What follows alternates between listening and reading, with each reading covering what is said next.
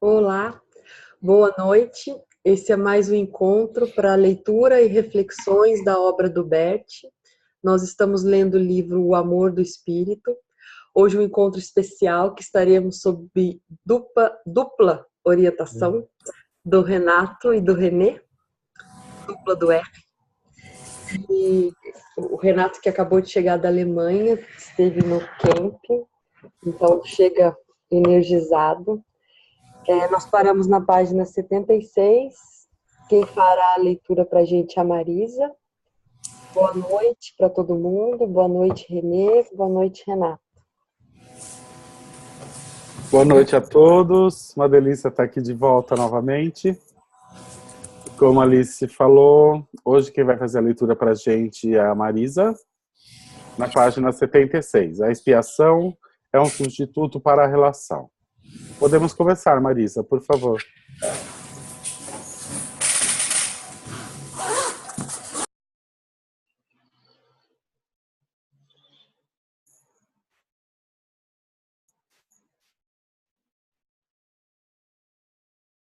Marisa, podemos começar. Ok. A expiação é um substitutivo para a relação. Através da expiação, evitamos expor-nos ao relacionamento, pois, através dela, tratamos a culpa como uma coisa, pagando por um dano com algo que também nos custa. Porém, o que uma expiação consegue quando tratei injustamente um ser humano, causei sua infelicidade, danos irreversíveis ao seu corpo, sua alma e sua vida? Buscar alívio pela expiação, prejudicando a mim mesmo, é algo que só posso fazer quando perco de vista a outra pessoa. Pois, quando a tenho diante dos olhos, preciso reconhecer que pretendo anular pela expiação algo que precisa ser feito.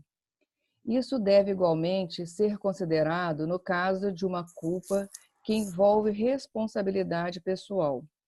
Frequentemente, para expiar por um aborto ou pela perda de um filho, uma mãe contrai uma doença grave ou termina um relacionamento com o pai da criança, renunciando a um novo relacionamento. A expiação por uma culpa pessoal também se realiza de forma inconsciente, mesmo que seja conscientemente negada ou explicada. Algumas vezes, junto com a necessidade de expiação, as mães sentem o desejo de seguir a criança morta, da mesma forma como um filho deseja seguir a mãe morta. Mas uma criança que morreu por culpa da mãe também pode estar dizendo: antes eu do que você. Nesse caso, se a mãe adoece e morre como expiação, a morte da criança, por amor à mãe, terá sido inútil. Também, no caso da culpa pessoal, a solução é substituir a expiação por uma ação reconciliadora. Isso acontece quando se olha nos olhos a pessoa a quem se fez algo injusto ou de quem se exigiu algo de mal. Por exemplo, quando a mãe olha nos olhos de uma criança abortada ou o pai olha sua criança negada ou abandonada e diz: eu sinto muito. Agora eu lhe dou um lugar no meu coração. Eu reparo isso, na medida em que posso repará-lo.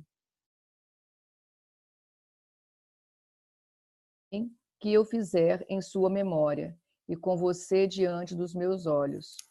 Desse modo, a culpa não terá sido em vão, pois o bem que a mãe, ou seja lá quem for, realiza em memória dessa criança, acontece com a criança e através dela. Ela participa do bem e permanece por algum tempo conectada com a mãe e suas ações. Na Terra, a culpa passa. Devemos considerar algo mais em relação à culpa. Ela passa e precisa passar. Na Terra, a culpa é transitória, como tudo nela também passa depois de algum tempo. A doença como expiação substitutiva. Muitas vezes, a culpa e a expiação também são assumidas na família ou no clã. Um filho ou um parceiro também pode dizer: antes eu do que você. assumindo a culpa e suas consequências, quando outros se recusam a isso. Num grupo, uma mãe relatou que se recusara a acolher a sua mãe idosa, colocando-a em um asilo. Na mesma semana, uma de suas filhas ficou anoréxica, vestiu-se de preto e passou a visitar um asilo 2 vezes por semana para cuidar de pessoas idosas. Mas ninguém, nem sequer a própria filha, viu essa conexão. A doença como consequência da recusa de tomar os pais. Uma outra postura que leva a doenças graves é a recusa da criança em tomar amorosamente seus pais e em honrá-los como seus pais. Há doentes de câncer, por exemplo, que preferem morrer a se curvar diante de sua mãe ou de seu pai. Honrar os pais.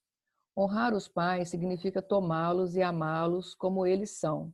E honrar a vida significa tomá-la e amá-la como ela é, com início e fim, saúde e doença, inocência e culpa.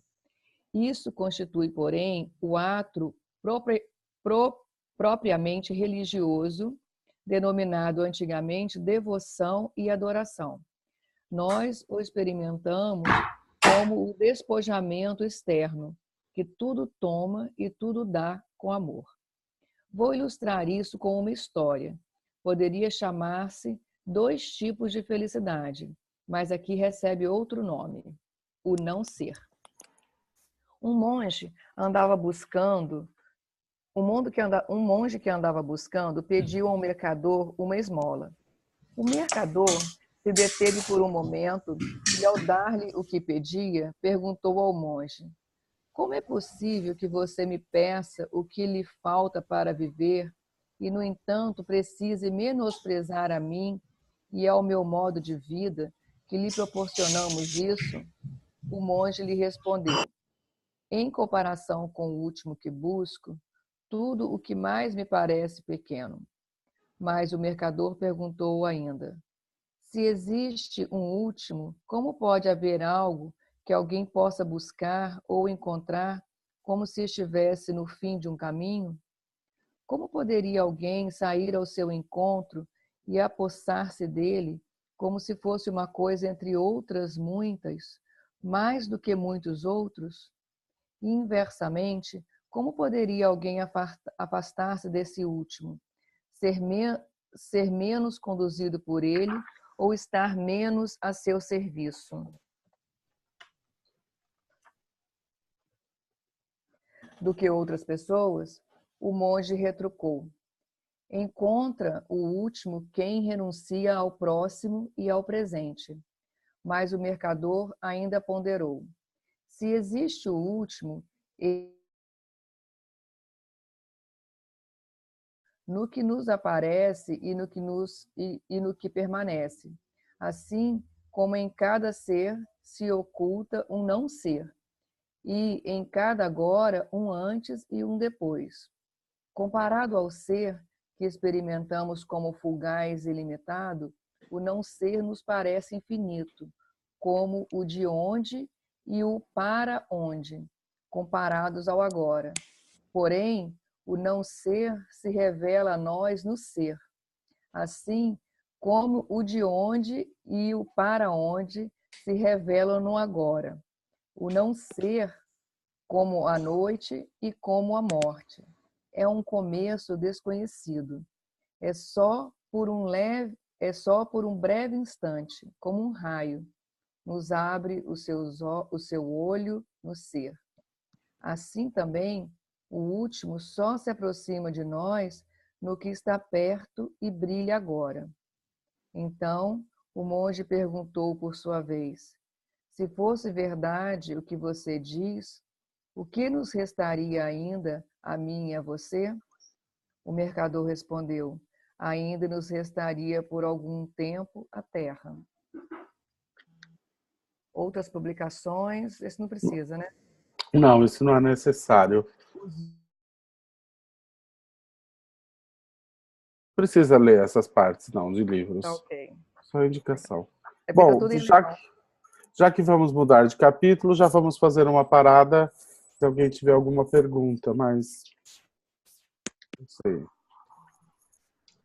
Renato, então eu farei a pergunta da Marta, que mandou essa pergunta offline, enquanto ela ouvia o nosso segundo encontro da leitura desse livro, quando a gente falava sobre restauração da vítima em direção a seu perpetrador.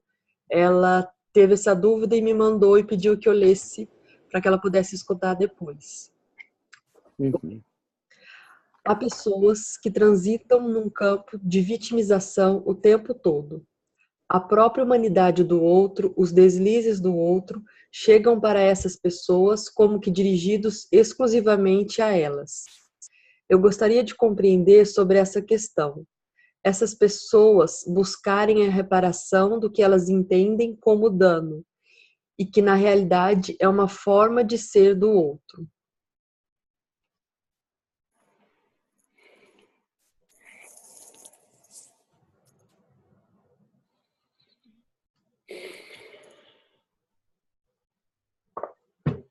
Bom,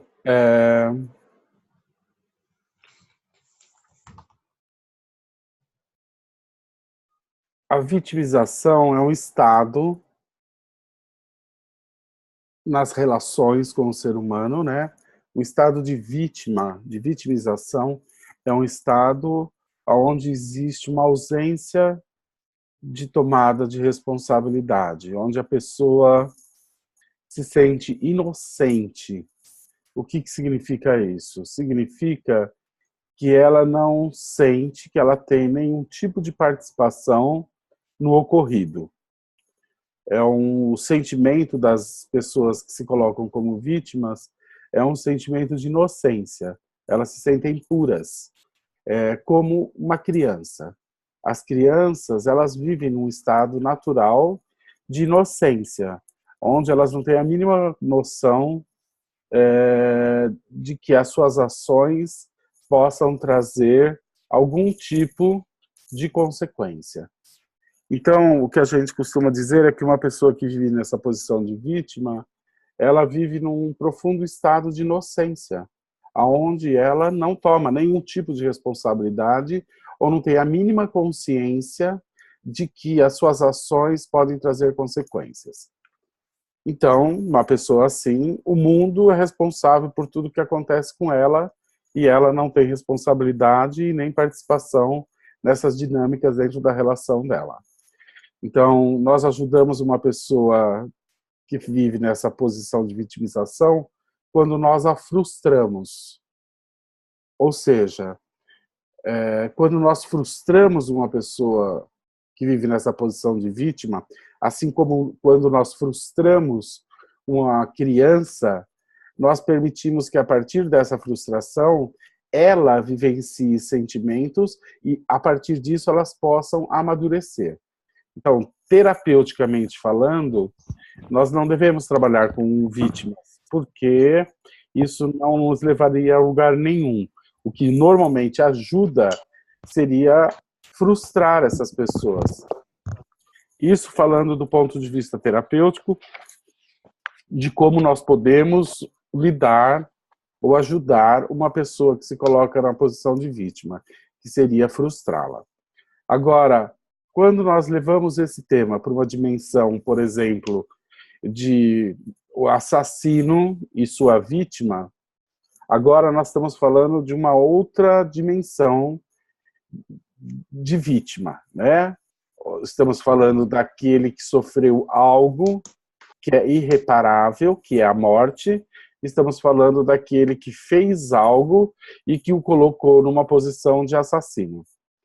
Então, nessa dinâmica, onde existe um ato concreto, com um prejuízo concreto, do qual, teoricamente, a pessoa não pode se defender, aí estamos falando dessa questão de vítima e de perpetrador.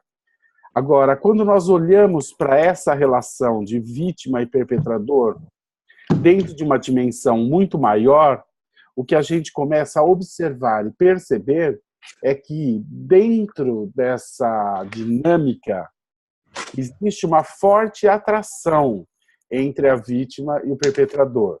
Não é uma atração consciente, É uma atração que acontece dentro de outras dimensões, muitas vezes como fruto de enredamentos que cada um tem com o seu sistema, aonde eles, ao se encontrar, eles se sentem profundamente atraídos, um em relação ao outro.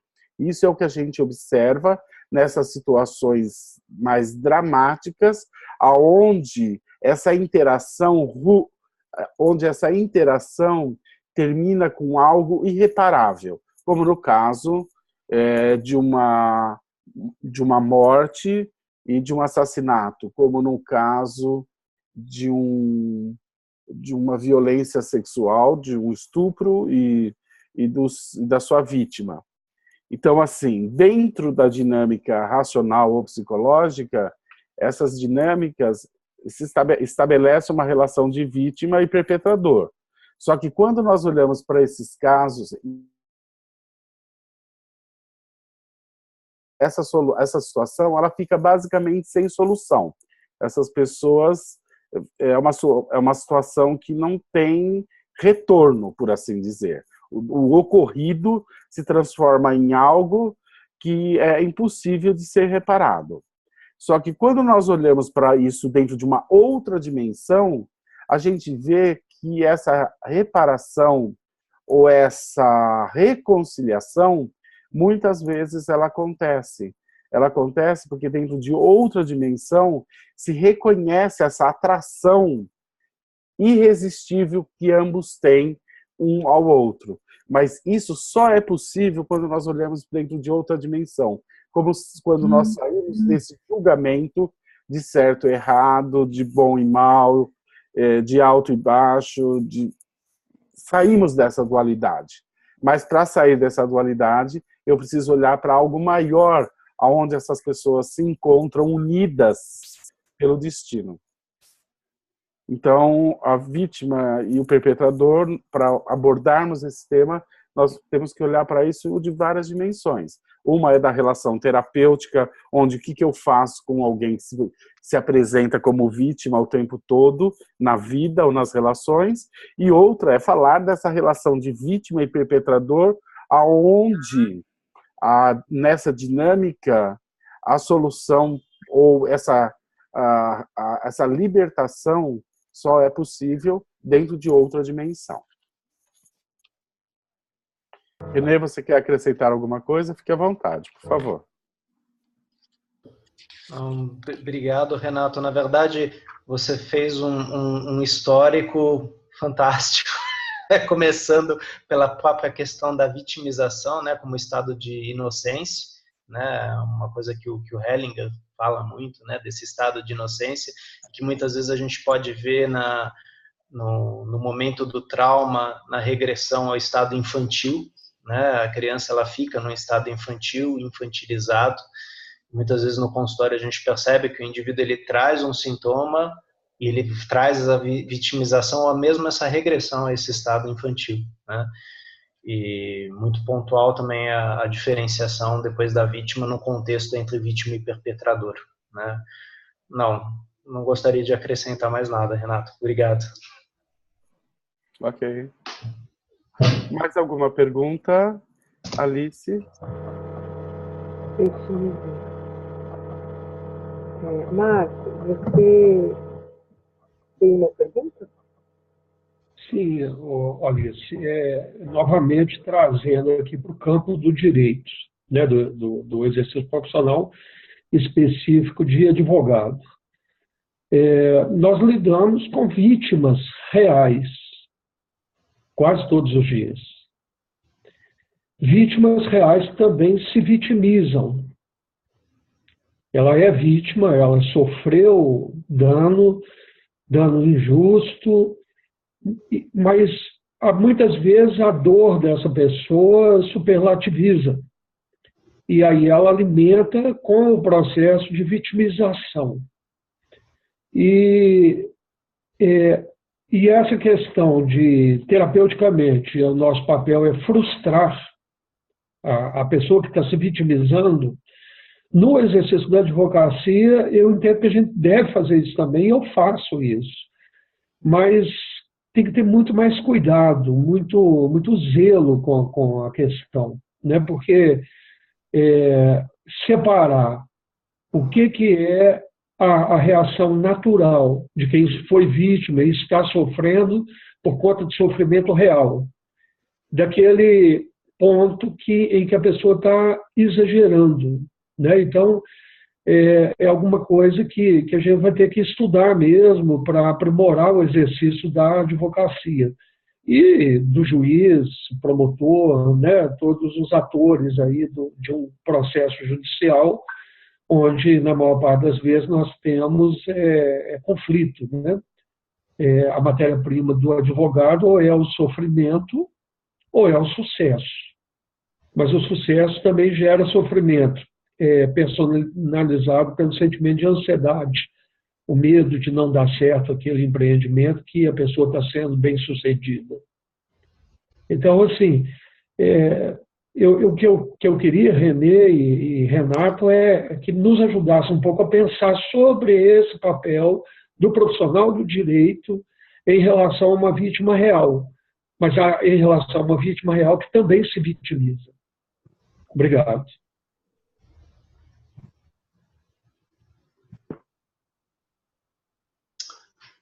Renato, posso fazer uma colocação?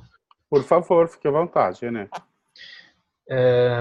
Eu acho muito importante essa pergunta, Marco, você está levando para o campo, né, do direito. E quando eu escuto o Renato falar da frustração, eu entendo o contexto no qual isso é colocado. Em consultório também, muitas vezes, eu vou dar um exemplo aqui, você tem o cliente que ele fica numa posição que a gente chama de gozo, ele fica numa posição de queixa. E se você entrar na queixa, ele vai ficar naquele círculo vicioso, não vai sair daquilo, ele não vai aceitar nenhuma solução, e muitas vezes ele vai querer uma vingança, ele vai querer algo muito agressivo e violento. A frustração, muitas vezes, é você não ceder a esse pedido que ele faz, né? O Lacan, muitas vezes, colocava que um paciente,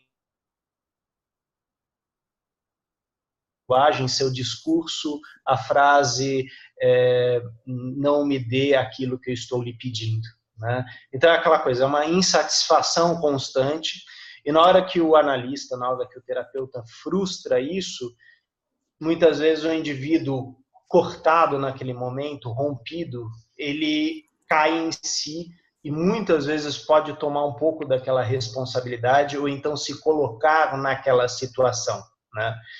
Lógico, agora a gente falando de uma pessoa que está buscando a justiça, sofreu uma injustiça, então ela quer uma reparação por aquilo.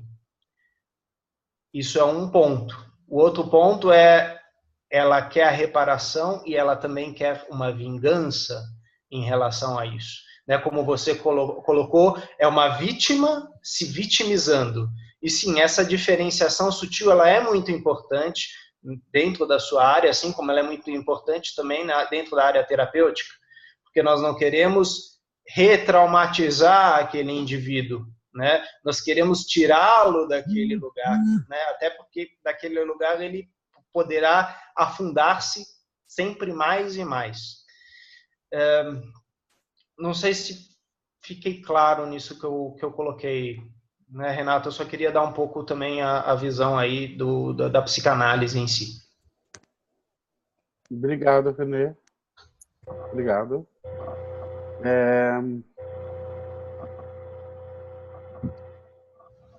Diante de uma situação onde existe uma troca negativa nas relações, assim como na troca positiva é necessário, ou aquele que recebe se sente culpado e tem uma profunda necessidade de retribuir, porque ao fazer isso alivia a sua culpa de ter recebido algo, na troca negativa, quando a pessoa ela recebe algo que a fere, ela também instintivamente sente necessidade de causar a dor ao outro uma dor.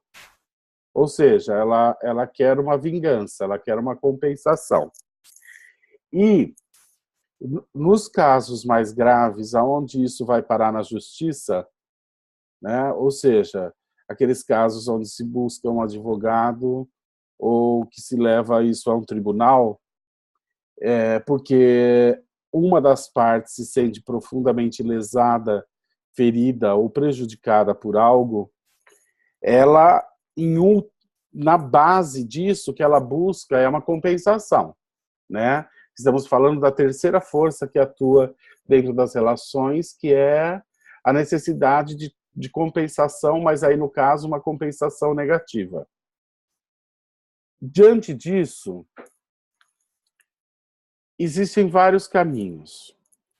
Quando a pessoa ela busca uma vingança, ou ela tenta uma vingança pessoal, né, ou quando ela busca isso mesmo através da justiça, no final, quando ela consegue isso, ela não necessariamente está livre ou está em paz. Por quê? Porque se essa necessidade de vingança, né, de causar ao outro um sofrimento, isso é uma consequência dela buscar um culpado como substituto de uma dor, quando ela conseguir achar esse culpado e conseguir impor a ele um sofrimento, ela não necessariamente está livre ou em paz, porque isso é apenas uma substituição.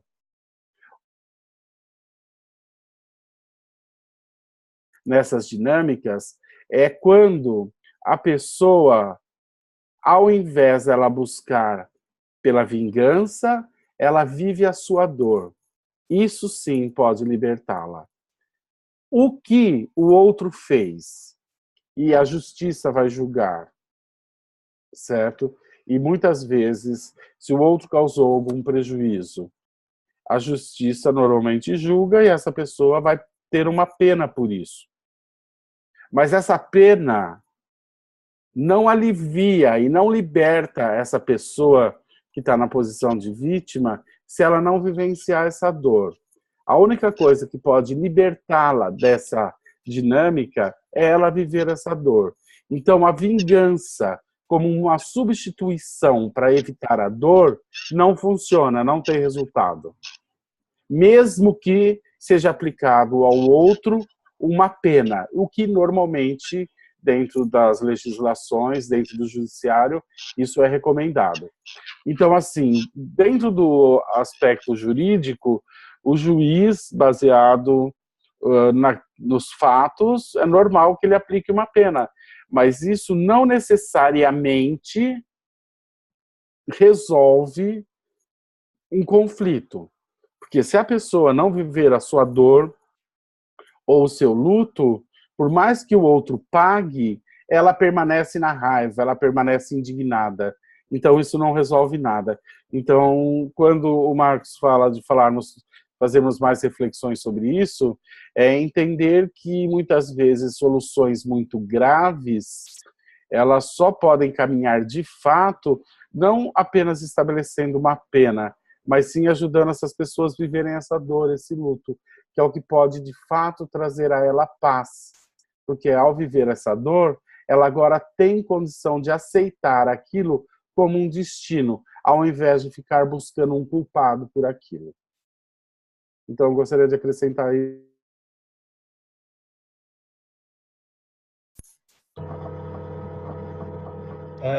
Renato, e ainda um ponto, né, que fica muito claro na tua fala, né? A grande diferença entre a culpa e a responsabilidade. Exatamente. Né? Enquanto a culpa, né, mantém o círculo, a responsabilidade ela entraria muito nisso que você fala aí da vivência da dor, né? O reconhecimento, vivência e suportar isso que é meu. Essa dor, esse osso que é meu, essa cicatriz que é minha. Sim, ela é difícil, né? Mas eu assumo-a, né? E a partir disso eu também tenho liberdade de decisão, de consciência. Sim, Exatamente.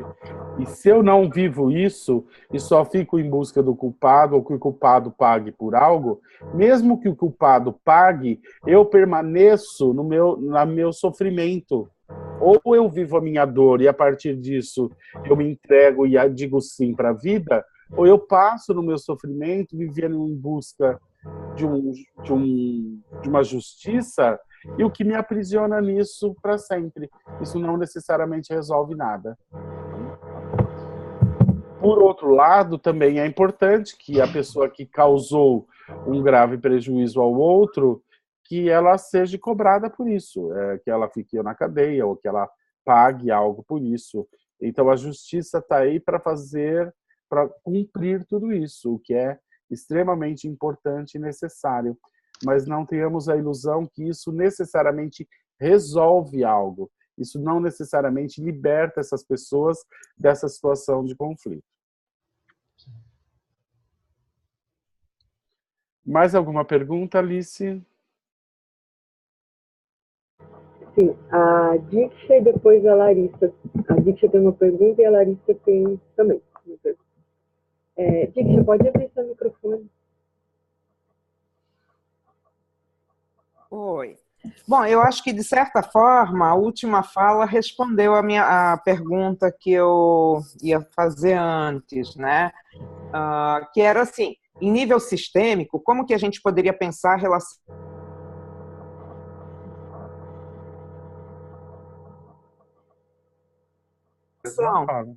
É a mesma coisa. Quando as vítimas podem chorar os seus mortos, elas podem se libertar disso. E enquanto elas buscam uma vingança, elas permanecem aprisionadas nisso e aprisionando os seus descendentes dentro. É a mesma coisa, só que dentro de outra dimensão. Isso. Exatamente. Então, enquanto elas não vivem essa dor, elas não saem desse luto. E não sair desse luto é uma forma arrogante de expressar esse amor aos seus antepassados. Por quê? Porque isso também os aprisionam nesse sofrimento. Então, não sair de um luto é uma arrogância. O Bert fala muito sobre isso. O luto tem que ser vivido, o luto precisa e deve ser vivido, mas é importante que ele tenha fim. Não ter fim, um luto, se transforma num ato arrogante. E que aprisiona. Legal, Diksha. A outra pessoa, quem que era? A Larissa. Sim, Larissa. Oi, Renato. Eu comentei ali no chat que eu tive a sensação de que esse texto aqui foi aquele texto que o Bert escolheu para ler para nós no primeiro dia do camp. Foi mesmo. Foi esse texto mesmo, não é? Foi, eu me emocionei, relembrei a tradução em alguns trechos aqui bem parecidos. Foi exatamente esse. Agora, aqui cá entre nós, Renato, eu fico imaginando o Matias traduzindo isso em alemão. E ele é bom disso, ele é incrivelmente bom nisso. Bom, vamos prosseguir, Alice, é isso? Sim, não temos mais perguntas. Ok, vamos para o próximo capítulo, então, Marisa, por favor.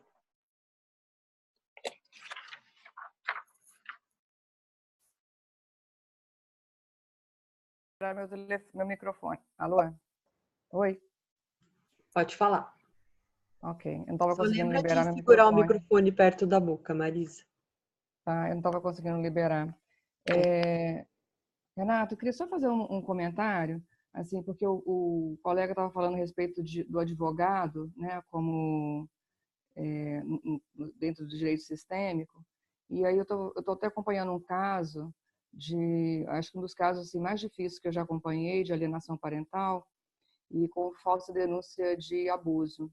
E o autor já colocou a mãe já colocou já ajuizou vários processos contra o pai, inclusive criminais, e eu vejo assim também um acirramento do advogado nesse caso, né? Onde tudo já está provado, onde já está tudo quando tudo está tentando chegar ao fim, né? Você vê ainda uma postura ainda talvez inocente, né, do advogado, que não olha sistemicamente para o caso. Ou seja, é uma situação onde o pai abusava do filho e a mãe insiste numa punição do pai, é isso? Não, ela aliena mesmo, está comprovada a alienação, né? Hum, E é falsa denúncia de abuso, né? Não há abuso, né? Nunca certo. houve abuso, né? Então, ela já ajuizou 19 processos contra ele, né? Bem Uhum. difícil. É. Não ter um olhar sistêmico para uma situação dessa, muito difícil se conduzir a qualquer processo de solução, viu, Marisa? Eu, com Uhum. certeza existe algo muito profundo por trás disso. E não olhar a nível sistêmico para uma solução dessa, situação dessa. E a justiça nada pode fazer nesse sentido. Porque a solução para isso está dentro de outra dimensão, não está nesse nível pragmático da relação, está em outra dimensão, né? Obrigado pela colocação, pelo exemplo. Mais uma atenção aí para os advogados, né? Que estão aí com muitos casos aí das partes.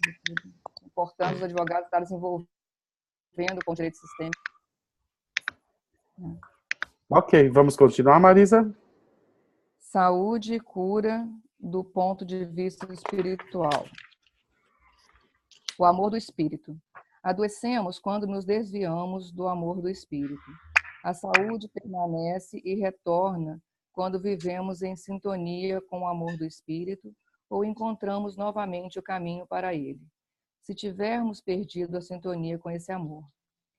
Tudo de que falei anteriormente sobre os caminhos que levam à doença nas famílias são desvios do amor do espírito que ama e quer tudo como é, pois pensa tudo da maneira como é.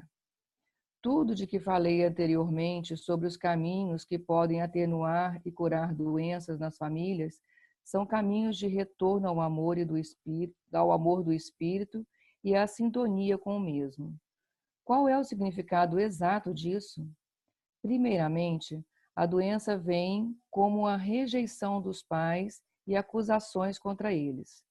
A rejeição pode tomar a forma de acusações, especialmente acusações públicas, processos legais contra os pais, ou quando os filhos se negam a dar aos pais os devidos cuidados e apoio, quando necessitam, e se negam a manter e proteger a sua reputação.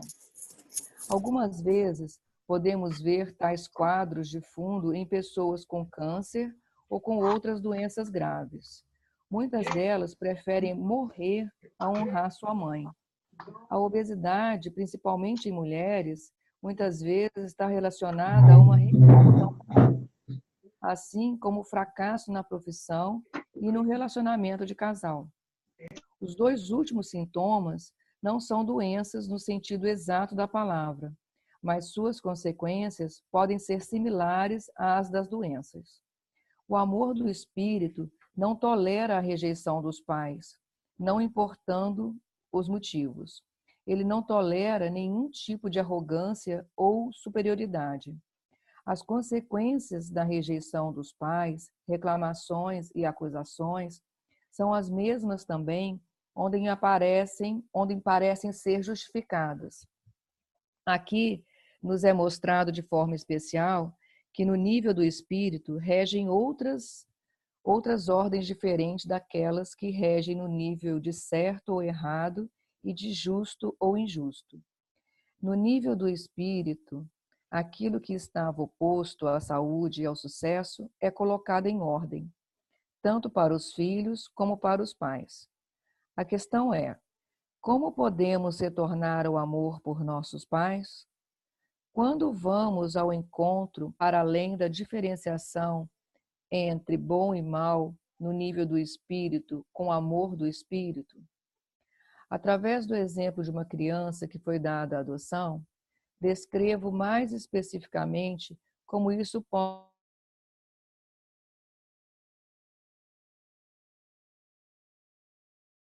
espiritual. Como podemos aprender a honrar e a amar os nossos pais e encontrar um caminho de volta a eles? Como podemos voltar a eles quando estamos separados deles? Ou ainda, quando esperamos algo deles, algo que eles não conseguem ou não nos podem dar. Amar os pais espiritualmente. A criança. A criança adotada tem seus pais, como as outras crianças também. Como as outras crianças, ela também obteve a sua vida desses pais específicos. Essa criança pertence à família deles, assim como todos os outros membros. Está ligada a essa família, qualquer que seja o destino que ela carregue. E todos os outros membros dessa família são afetados por esse destino também. Eles participam no destino como se ele fosse o seu também. A adoção não muda nada em relação a isso, de forma alguma. Para a criança adotada, também vale que recebeu esses pais de presente, assim como são e que eles transformaram-se no seu destino, de maneira como foi determinado.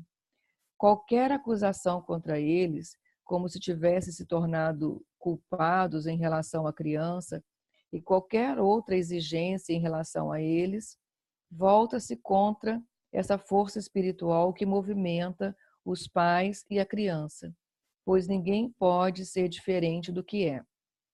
Como então uma criança que foi dada para adoção pode e deve lidar com seu destino de maneira espiritual? Como pode e deve lidar com esse destino de uma forma que lhe permita reconhecer como algo grande o que esse destino especial lhe solicita para vê-lo de uma maneira positiva e concordar com ele, assim como é? O outro amor. A criança pode imaginar seus pais, mesmo que nunca tenha se encontrado com eles. Precisa apenas voltar-se para dentro de si e assim saberá tudo sobre eles, pois eles estão presentes dentro dela. Estão presentes fisicamente, pois vivem nessa criança. E também estão presentes na sua alma. Ela sente como eles, carrega algo como eles e também para eles. Está emaranhada no destino dos pais e suas famílias. Sofre como eles, tem esperança como eles e aguarda algo que vem para curar, como eles. Sente-se culpada e quer expiar, como eles, também pela culpa de ter sido separada pela adoção. Assim como os pais, a criança pode se libertar desses emaranhamentos e consequências somente entrando em contato com uma força espiritual e para além de tudo o que há de pesado em primeiro plano e acolhe todos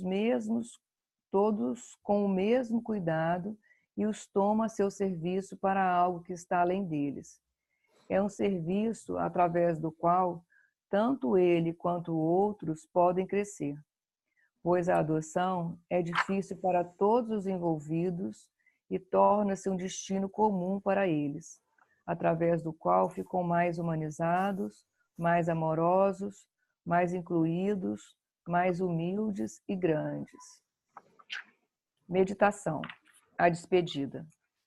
Aqui sugiro um exercício interno, que ajuda uma criança adotada a separar-se dos seus pais com amor. Essa despedida requer duas coisas. Em primeiro lugar, o ato de concordar. Concordar inteiramente com o que foi dado a essa criança através dos seus pais. Em segundo lugar, a abdicação de algo mais. A abdicação total. A abdicação para sempre.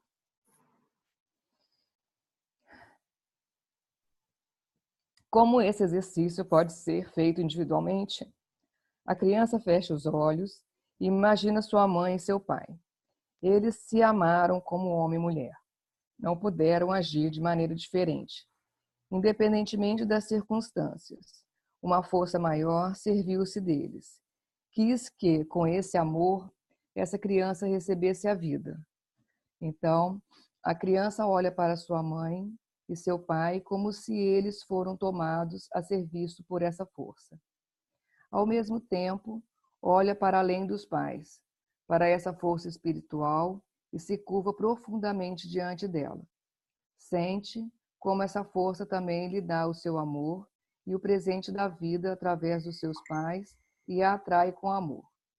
A criança se entrega totalmente a essa força e a esse movimento e diz: sim, tomo isso de você, tudo, da maneira como você me deu, a minha vida através desses pais. Eu abro meu coração e minha alma para este presente. Eu carrego isso com honra. Eu vou com ele para onde me conduz. Eu sou grato. Depois a criança olha para sua mãe, assim como ela é, como foi tomada a serviço por essa força e para tudo que lhe custou e talvez ainda custe, e diz a ela: querida mamãe, eu tomo tudo de você, pelo preço total, seu preço e o meu. Para mim vale a pena todo o preço, o seu e o meu. Eu sou grato. Mesmo que você tenha me dado para sempre, eu a levei comigo, assim como você é, como minha mãe, que me foi dada como presente por essa grande força com amor. Você também ainda pode me ter. Eu pertenço a você.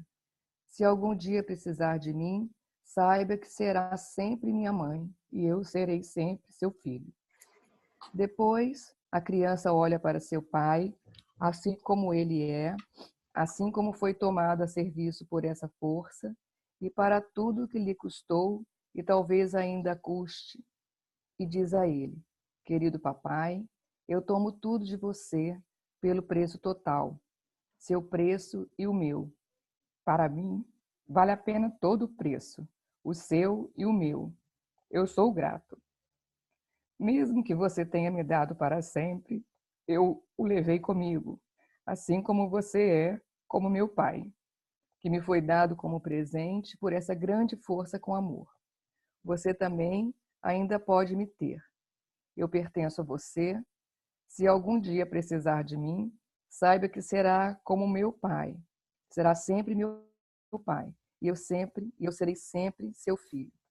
Depois, a criança olha novamente para sua mãe e lhe diz: e me vejo como seu filho. Também a vejo como filha da sua mãe e do seu pai. Como você está ligada a eles com amor. Também com o seu destino e com tudo que tiveram que suportar junto com a família deles. Como você, também estou ligado a eles e ao seu destino, de maneira como o tiveram que tomar. Deixo você lá, de maneira como você é atraída para lá. Eu também me sinto conectado com eles. Mas também olho para além de vocês todos, para essa força que os movimenta, da maneira como se movimenta e para a qual estão e estiveram a serviço. Entrego-me a ela junto com vocês e digo sim. Digo a ela: eu sou grato. Eu deixo vocês lá de maneira como essa força os atrai e os toma, com amor. Depois de algum tempo, a criança também olha novamente para o seu pai e lhe diz: querido papai, vejo você como meu pai e me vejo como seu filho. Também o vejo como filho da sua mãe e do seu pai. Como você está ligado a eles com amor, também com o seu destino e com tudo que tiveram que suportar junto à família deles. Como você, também sou ligado a eles e ao seu destino da maneira como o tiveram que tomar. Deixo você lá, da maneira como você é atraído para lá.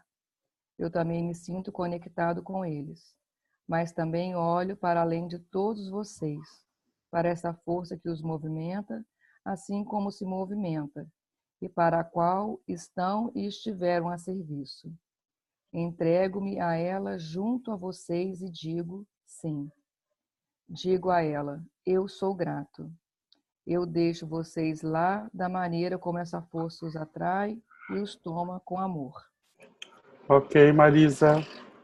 Vamos fazer o intervalo. Nossa, maravilhoso isso, hein? Ave Maria.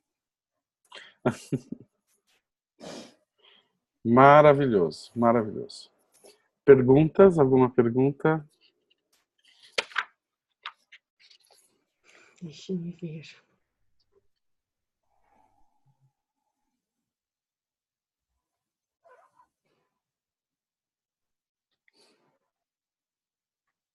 Eu queria perguntar uma coisa, Renato. Sim, Marisa. Eu não estou lendo hoje à toa, né? A gente está vendo como isso lhe toca. E é lindo ver você tocada por isso. É muito forte. É lindo ver o seu coração se abrindo, tocado por isso. Muito lindo. Mas é muito lindo mesmo tudo isso, né? Da forma como, principalmente como o Bert coloca, né? Sim. Então, Renato, eu queria saber o seguinte: os pais por adoção, a gente sabe que os pais podem constelar os seus filhos, né? Os Uhum. pais por adoção, eles podem constelar da mesma forma? Podem. Podem sim. Podem porque eles têm responsabilidades sobre essa criança que eles estão cuidando, né? Então, eles olhar para algo maior ao qual essa criança possa estar vivendo faz parte da sua responsabilidade como pessoas que agora assumem essa responsabilidade. Então, eles podem e devem. Uhum. E você, Renato, no seu trabalho, assim, a partir de que idade você constela as crianças? Não tem idade, desde que os pais estejam juntos. É comum em constelações que chegam crianças de 1 ano e às vezes a gente solta ela no meio da constelação e é incrível. Trabalhos já foram feitos dessa forma, onde a criança pode estar inclusive ali e é incrível como ela se movimenta dentro do campo, como ela é tocada por tudo aquilo. Então não tem idade para constelar. A única condição é que ela esteja acompanhada de um dos pais, pelo menos. Tem sempre que ter adultos junto com ela. Uhum. A criança é tão livre, né? Sim. Ela é muito sensível ao campo. Aliás, ela vive plenamente dentro disso, né? Plenamente. Parece que ela só vai ir mais para o seu, para a sua história, bem depois, sabe? Mais lá para a adolescência. Até então, uma criança ela vive totalmente em função do campo da família, né? Obrigada, Renato. Imagina. Mais alguma pergunta ou alguma colocação? A Célia e o Marco Aurélio.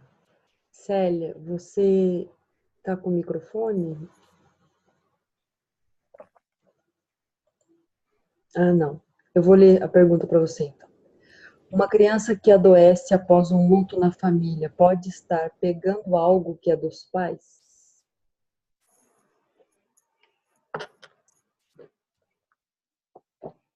Pode.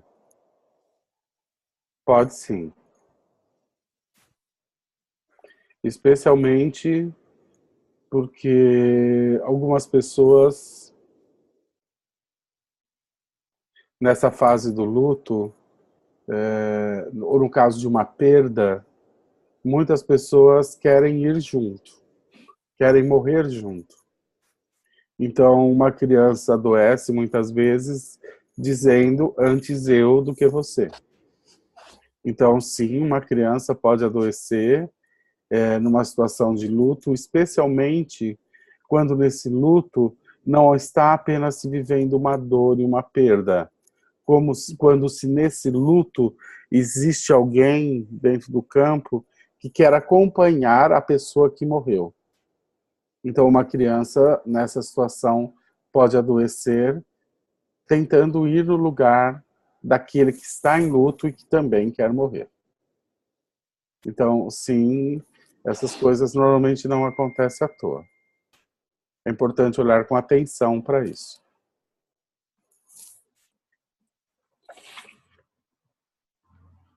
Ela agradeceu. Mas, O Marco Aurélio tem uma pergunta. Pode falar, Marco. Não, é só para aproveitar esse resto de tempo e trabalhar um pouco essa questão que a Marisa levantou, né? A atitude do advogado que fica tensionando um processo quando é possível a gente modificar isso. E eu tenho um caso semelhante. Em 4 anos, disse para a mãe que o pai teria colocado o dedinho nele.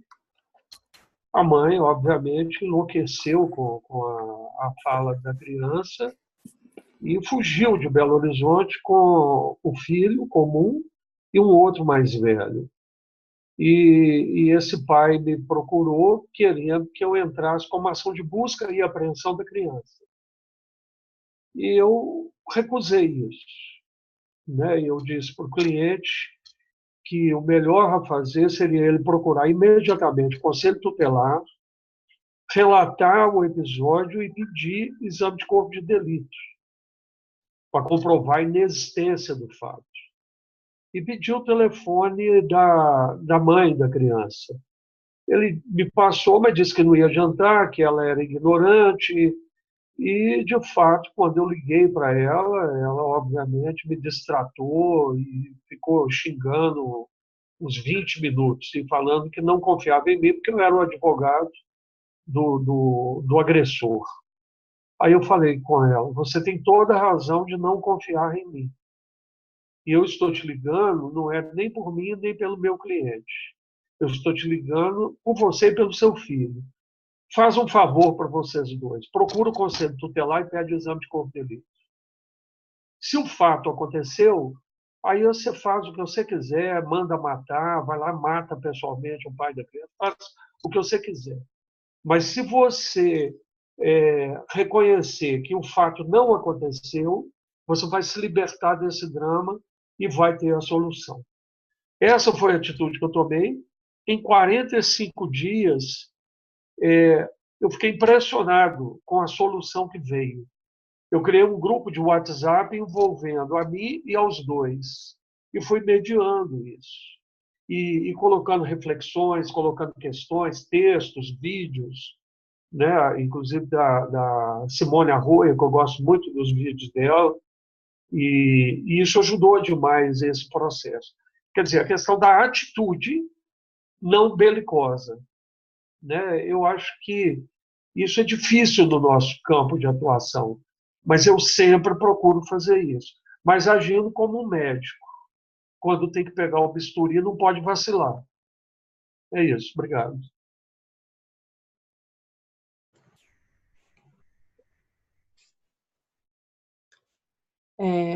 Renato, seu microfone está fechado. E a Mônica? Mônica, você está com o microfone? Você quer fazer um comentário? Deixa eu achar você aqui.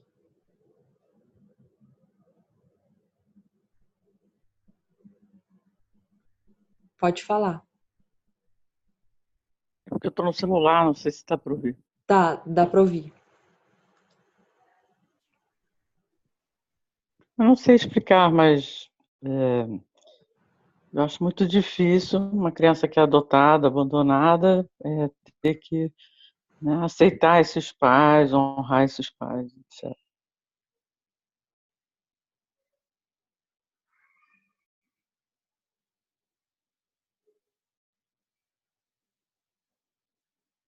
Posso fazer uma colocação, Alice? Claro. Eu tava até refletindo sobre o que a Mônica colocou, né? Eu acho pontual a partir da fala, né, do Renato sobre a questão do processo do luto, né? Sim, a gente sabe que a dor ela está envolvida nisso, né? E os vários sentimentos e afetos que vêm com isso, do abandono, da rejeição, do do não lugar, ou então da insuportabilidade de não saber que lugar é esse, né? Mas é exatamente a vivência desse luto, esse processo, dessa dor, para poder, a partir dessa elaboração, assumir a responsabilidade por sua própria vida. E isso a gente só pode fazer a nossos pais, mesmo que nós não os tenhamos conhecido. Recentemente eu li uma frase do Berton, ele fala, né, que a vida é a herança que temos de nossos pais, é a herança máxima, né? Então, sim, é um processo doloroso, e o luto é um processo doloroso, né, para a tomada de consciência e, finalmente, a possibilidade de eu tomar para mim o que é meu e, a partir daí, poder decidir, né? Então, só algumas coisas que eu refleti a partir dessa questão, Renato.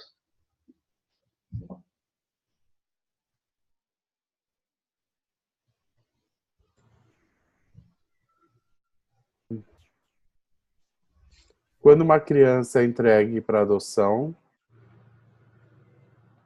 é claro, isso é um destino pesado e difícil, é inegável, e devemos olhar para essa dor e para esse destino com respeito.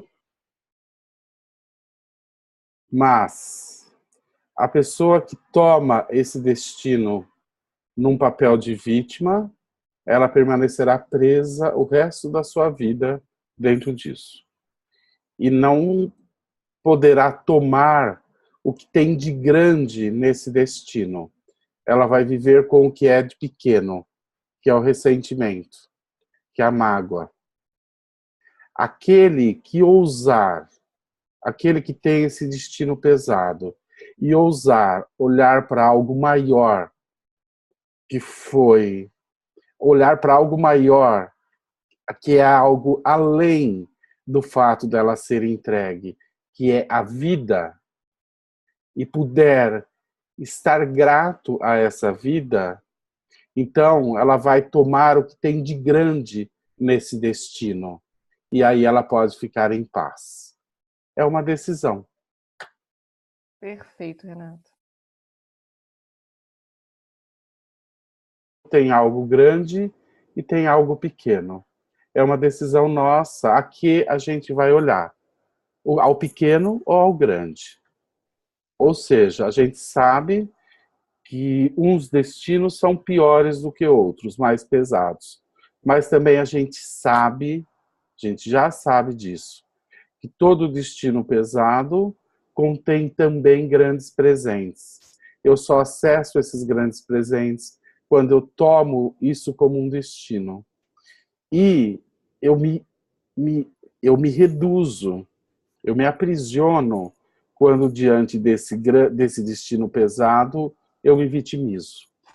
Então, é uma questão de simplesmente despertar e ter um caminho que me liberta, como o Bert coloca aí nesse exercício da criança adotada, olhando para os seus pais, ou é um caminho onde eu fico na mágoa, aprisionado, e não tiro disso algo importante que isso pode conter. Mas isso não é só para adoção, isso é para todos os filhos. A mesma coisa quando nós perdemos um pai, difíceis. Mas atrás desses destinos difíceis, existem sempre grandes possibilidades. A gente só precisa desenvolver uma sabedoria, né? E que na sabedoria nada mais é do que reconhecer uma realidade e as possibilidades que existem dentro dessa realidade. Mas a dor é inegável. E se eu vivo ela plenamente, talvez eu alcance algo maior que esse destino contém. Sem viver a dor, eu não posso acessar esse algo maior. Eu busco por culpados. Bom, acho que nós vamos ficar por aqui, né, Alice? Já passamos do nosso horário. Sim. Gostaria de agradecer a Marisa pela linda e comovente leitura, ao Renê também pelos comentários, e a todos que acrescentaram com perguntas ou compartilhando algo. Boa noite a todos, devolvo a palavra ao Renê e à Alice. Boa noite a todos. Obrigado, Renato. Obrigado por essa possibilidade de troca. Eu gostaria apenas de lembrar a todos que o nosso colega Renato tem um livro sobre adoção que eu acho fundamental para quem trabalha em consultório, para quem trabalha na área jurídica. Vale a pena a leitura e a reflexão. Muito obrigado, Renato, por tê-lo escrito. Ajuda bastante. Tá em qual editor? Tá na do Oswaldo, né? Do Santucci. Como Isso, é a Conexão Sistêmica. Conexão Sistêmica, é verdade. Bem lembrado, Renê. Então, muito obrigado. Boa noite a todos. Boa noite. Muito obrigada. Eu só tenho a agradecer esse grupo. Até a próxima terça-feira. Até. Boa noite. Boa noite. Gratidão.